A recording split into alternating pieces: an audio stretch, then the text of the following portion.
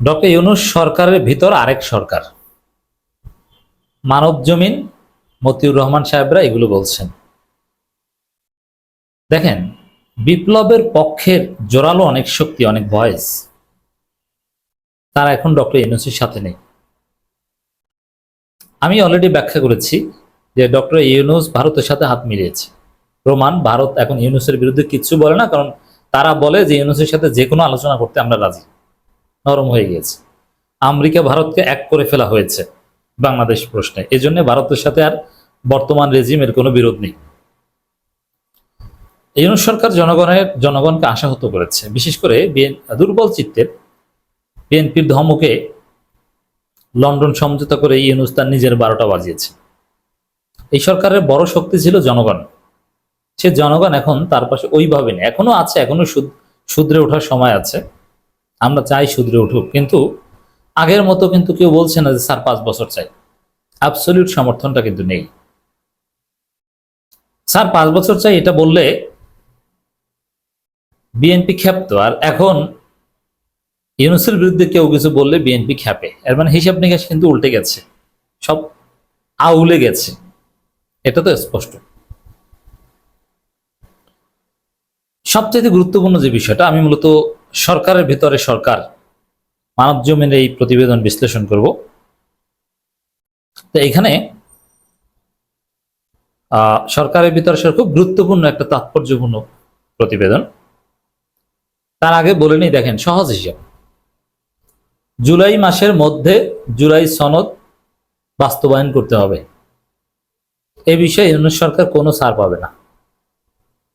তা জুলাই মাসের মধ্যে জুলাই সনদের কোনো আলামত দেখছেন না? জুলাই সনদ না হওয়ার আলামত সবাই ধরে নিয়েছে, জুলাই সনদ হবে না, অতএব এনসিপি এটা দায়িত্ব নিয়েছে।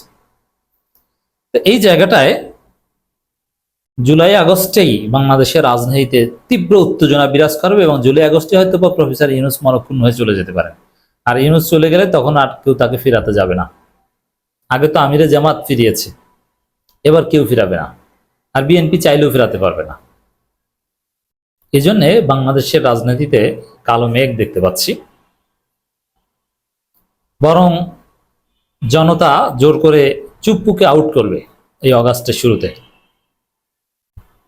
তখন ইউনূস কি করবে না অনেক বিষয়ে সিদ্ধান্ত নিতে পারবে না। তবে হ্যাঁ, জনগণের সাথে যদি টাইমলি রেসপন্স করে ইউনূস সরকার, তাহলে সম্ভব টিকে থাকা কিংবা ভুল শুধরে ওঠা।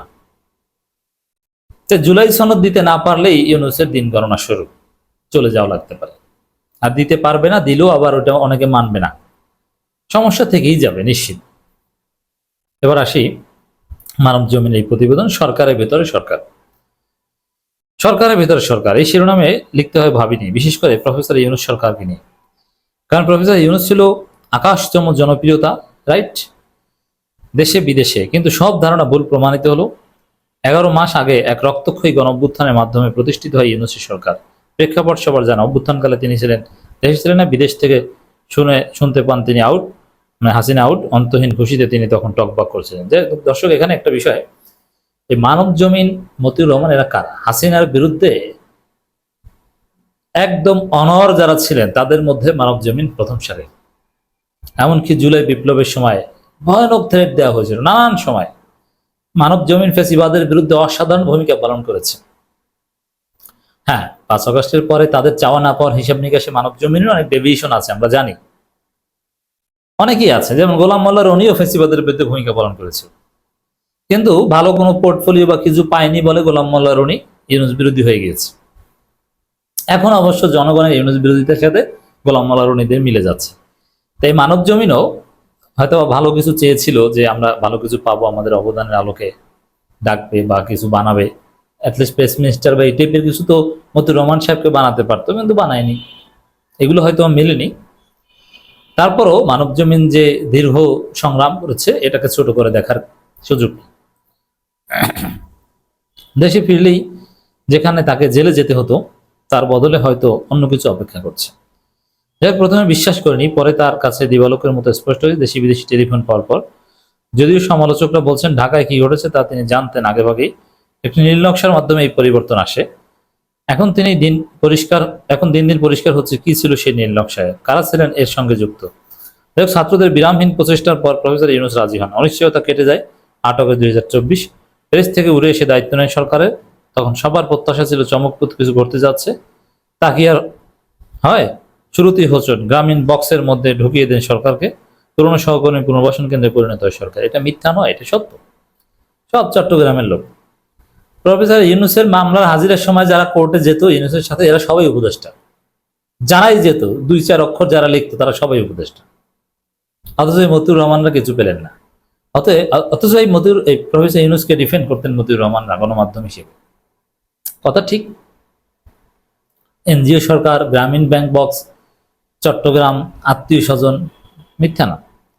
এক দুর্বল উপদেষ্টা পরিষদ দেখে দেশবাসী তখন হতাশ এবং ক্ষুব্ধ। দেশবাসী তখন ক্ষুব্ধ ছিল না, কিন্তু বাস্তবে দুর্বল উপদেষ্টা ছিল। দেশবাসী মানুষ উচ্ছ্বাসিতই ছিল। ছাত্ররা যেখানে মানসিকভাবে সরকারে যেতে প্রস্তুত ছিল না, সেখানে তাদের জায়গা দেন এক অবিশ্বাস্য চালে। আর এখানেই করলেন ভুল। না, এটা আমি ভুল মনে করি না। এখানে তিনি হিসাব মেলাচ্ছেন আর বলছেন তাড়াহুড়ো করে সরকার গঠন না করে আরো সময় নিয়ে যেত। ভুল পরামর্শ যারা দিয়েছিলেন তারা এখন আখের গুছিয়ে ইউনূসের সমালোচনা করছেন, আড়ালে আবডালে, কখনো চায়ের টেবিলে। বিপ্লবের পর তিউনিসিয়া পেয়েছিল এক দুর্বল গণতন্ত্র, বাংলাদেশ পেল এক দুর্বল সরকার। একের উপর এক চ্যালেঞ্জ আসতে থাকলো শেখ হাসিনা। এটা তো আমরা এখন দেখতে পাচ্ছি যে শেষ পর্যন্ত বিএনপির ধমকে তারেক রহমানের কোলে উঠে বসছেন ইউনূস। এটা তো দুর্বল সরকার বলে। শক্তিশালী সরকার হওয়ার উপায় ছিল চুপ্পুকে লাথি দিয়ে ফেলে দিয়ে সংবিধানকে বাতিল ঘোষণা করে শহীদ মিনারে শপথ দেয়। বিপ্লবী সরকার মাহমুদুর রহমানদেরকে নিত, পিনাকিদের ডেকে আনতো, দেখতো যে কি কিসের বিএনপি ধমক দেয় সাহসী বেদনা, চাঁদাবাজি করে সাহসী বেদনা। কিন্তু কেউ বিএনপি চাঁদাবাজি করে ওটা মেনে নেয় সরকার। তো দর্শক, মবের যে বিষয়টা, এগুলো নিয়ে আমি সিরিয়াস না। কারণ হাসিনা পালানোর পর হাসিনার লোকজনের যে পরিমাণ হতাহত হওয়ার কথা ছিল তা কিছুই হয়নি। 10,000 লোক মারা যাওয়ার কথা ছিল, কিন্তু সেই হিসাবে কাউকে মারা হয়নি। এটা অবশ্য বিএনপি জামাতের সফলতা। বিশেষ করে আমিরে জামাত বারবার পরিস্থিতি কন্ট্রোল করেছেন। তো দর্শক, নানান বিষয় এখানে তুলে ধরেছেন মতিউর রহমান। সেনা কাম নির্বাচন বিশেষজ্ঞ এক কর্মকর্তা দায়িত্ব পেয়ে শুরুতেই ভুল করে বসলেন, তাকে অল্প কয়েকদিনের মধ্যে সরিয়ে দেওয়া হলো। এটাও যে ভুল ছিল আখেরাতে, এরকম অনেক কিছু হয়েছে, বুঝতে পারেনি। আর ইউনূস সাহেবের সমস্যা হচ্ছে তিনি পলিটিশিয়ান না, তিনি পলিটিক্স বোঝে না। তিনি আন্তর্জাতিক খেলোয়াড় বলা হয়, কিন্তু ডোমেস্টিক খেলা না বুঝলে আপনি আন্তর্জাতিক অঙ্গনে খেলবেন কিভাবে? আগে লিগে না খেললে আপনি ন্যাশনালে খেলতে পারবেন না। ইউনূস সাহেবের সমস্যা হচ্ছে এটা। কনক্লুশনে যেটা বলা হচ্ছে এখানে, ঘুষ দুর্নীতি আরো বাড়ছে, তবে এটা স্বীকার করতে হবে যে বাজার পরিস্থিতি সহনীয়। কৃষক ন্যায্য মূল্য না পেলে সাধারণ ভোক্তারা ঠিকই এর সুবিধা পাচ্ছেন। সরকার অনেক ভালো কাজও করছে, বিশেষ করে সংস্কার পর্বে বেশ কিছু অগ্রগতি হয়েছে। উপদেষ্টা সরকার এসব সাফল্য জনগণের দরবারে পৌঁছাতে পারছেন না। মানে সমস্যা হচ্ছে উপদেষ্টা পরিষদে। নির্বাচন হবে কিনা, নির্বাচন লেভেল প্লেইং ফিল্ডের খবর নাই। অজানা গন্তব্যে বাংলাদেশ, এটা বলছেন।